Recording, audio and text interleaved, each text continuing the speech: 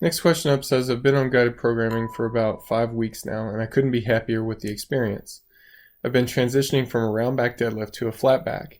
My estimated warm-up max is down about 150 pounds from the 600 to 450.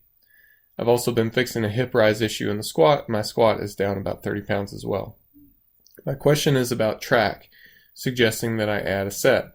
It has been recommending that for quite a bit, but I've not yet listened.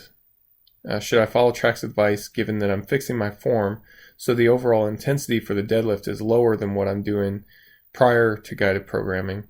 The volume and frequency is much higher than I was doing, but after the first week or so, I've been feeling recovered a majority of the time. All of my lifts are steadily improving, and I record TRAC every day. Also, on deloads and down weeks, should I add a set if TRAC suggests it? The first question being about should you listen to TRAC in a day-to-day sense. I understand being slow to follow that recommendation, and you have some latitude yourself.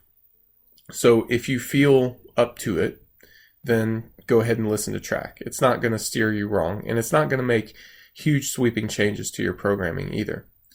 If you are reluctant to add a set, then I understand that as well, and typically that's okay.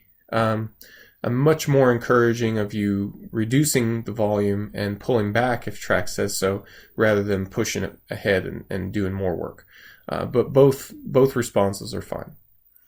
In terms of the deload week, I definitely do not want you to add additional work to the deload week. The deloads are already more taxing than is typical for a deload. They're not as taxing as a regular training week, but it's more than nothing. So I don't want you to add even more work to that. We've already got the amount that we feel comfortable with, so if you're having a deload week, then don't add any more.